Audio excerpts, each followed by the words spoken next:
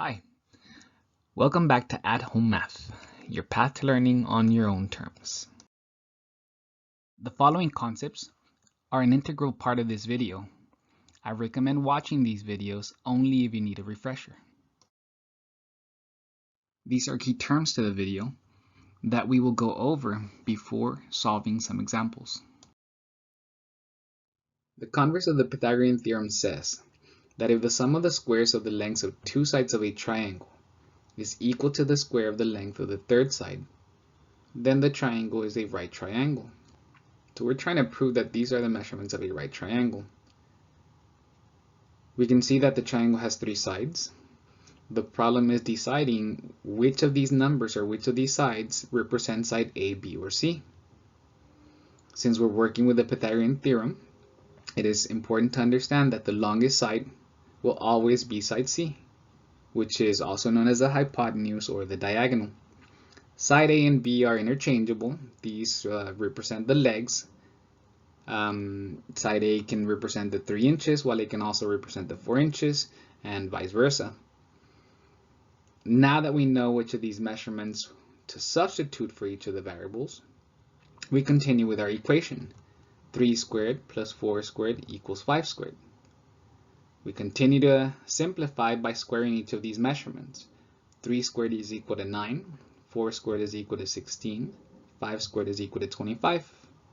Now we simply add the 9 plus the 16 to see that the sum of the squares of the lengths of two sides of the triangle is equal to the square of the length of the third side, saying that these are the measurements of a right triangle. Now let's see what it would look like to show a triangle whose measurements are not of a right triangle.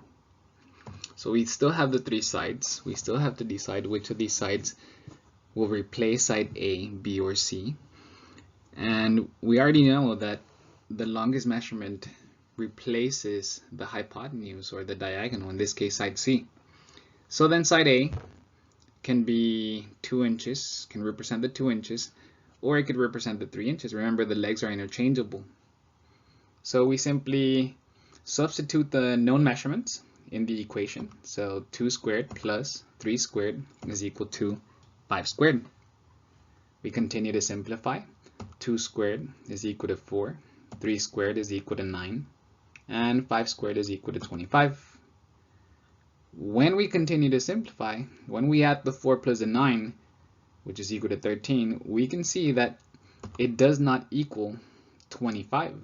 So the sum of the squares of the lengths of two sides of a triangle does not equal, in this case, the square of the length of the third side. These are not the measurements of a right triangle. Now let's take a look at some problems where you can use the converse of the Pythagorean theorem. Example 1. The following are the lengths of the sides of a triangle. Do they create a right triangle? Now they're not giving us a picture, and we don't need it. What you have to remember is that the longest measure shown should represent side C, or the hypotenuse, also known as the diagonal. Keeping that in mind, side A and B, or the legs, are interchangeable. So then we can give side A the measurement of 3 inches, side B the measurement of 4 inches, and side C has to be the longest measure, 5 inches. Now that we know which letter or which value represents each of the variables, we simply substitute these. 3 squared plus 4 squared equals 5 squared. We continue to simplify. 3 squared is equal to 9, 4 squared is equal to 16, and 5 squared is equal to 25. All we have left to do is add the 9 and the 16 so that we can see that 25 is equal to 25. So these are the measurements of a right triangle. Now I wanted to see what would happen if we didn't assign side C the longest measurement. If we simply took the measurements given to us and assigned them alphabetically. A measuring 3 inches, B measuring 5 inches, and C measuring 4 inches. Notice how side C should be the longest measurement, but in this case, we're just taking the order that they gave us. So here's what would happen. If we replace the measurements for the equation, so 3 squared plus 5 squared equals 4 squared, and we continue simplifying by squaring each of these numbers, so 3 squared would be 9, 5 squared would be 25, and 4 squared would be 16, and then adding the 9 plus the 25, which was equal to 34, then you can see that this is not going to equal 16. So this would lead you to believe that these are not the measurements of a right triangle, when in fact they are. You need to remember that the longest measure should represent side C. Now take a look at example 2. Note, the squares are not drawn to scale. When 3 squares are joined at the vertices to form a right triangle, the combined area of the two smaller squares is the same as the area of the largest square. True or false? The following 3 squares support the Pythagorean theorem. One thing we didn't go over in the first example is to make sure that the units of measurement used are the same. In this case, they're all representing the lengths of each of the squares. That way, we know whether we're going to be using that exponent or not. Remember, the exponent, once you square these measurements, they represent areas. If they're already giving you an area, you don't have to square it anymore. These measurements given to us right now, these are lengths, so we are going to be squaring these. Before we do anything, before we substitute these values, we need to make sure that we know which of these measurements will represent each of the letters. You have to remember that the longest measurement has to be reserved for the hypotenuse, or side C. Now we can substitute these values into the equation. 3 squared plus 4 squared is equal to 5 squared. We continue to simplify. 3 squared is equal to 9, 4 squared is equal to 16, and 5 squared is equal to 25.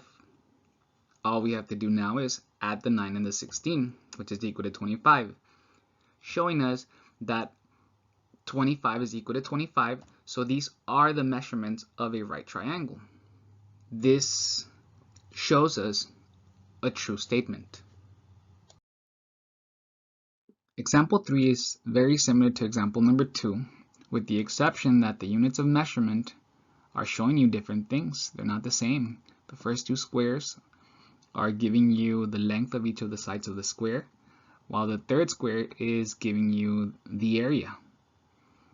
Now, why is this important? Because when we compare these values to give the largest value to side C, or the hypotenuse, we need to make sure that the units of measurement are the same. We cannot compare lengths to areas.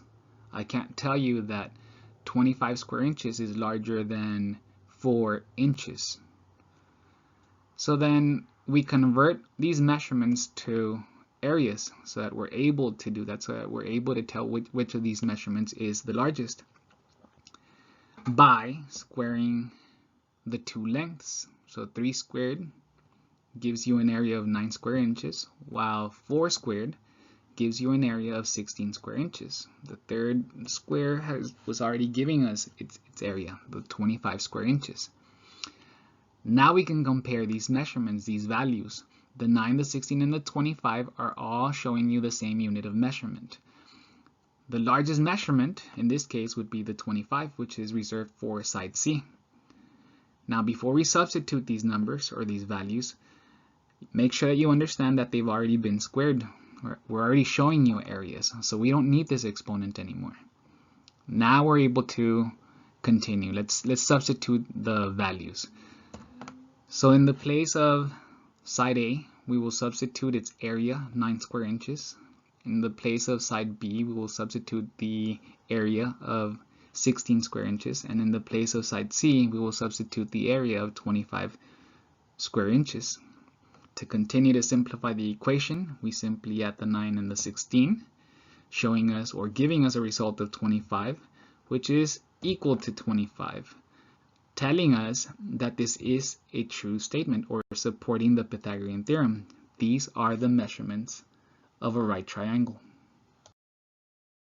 Example 4. Like example number 3, it is very similar to example 2 with the exception of the units of measurement. The first square shows you the length of each of the sides of the square. The next two squares are giving you the areas.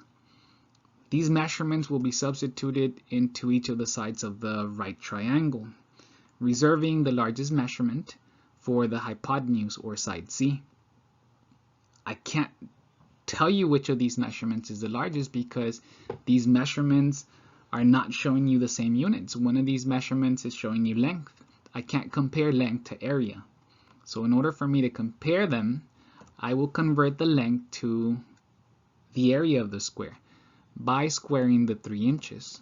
So 3 inches squared, or 3 times 3, gives me an area of 9 square inches. Now I'm able to compare all 3 squares because all 3 squares are now showing me the areas. And I'm able to substitute each of the values because I now know the largest measurement, which will be substituted for side C. Before I go any further, I need to remember that these exponents are not going to be used any longer. When I use these exponents, it is to convert whatever value I have into an area. But since I already have areas, these exponents are no longer necessary. So let's substitute the areas of side A, B, and C.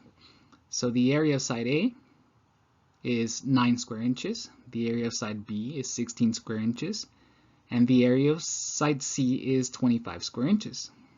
We continue to simplify the equation by adding the 9 and the 16, showing us that this is equal to 25. So these are the measurements of a right triangle.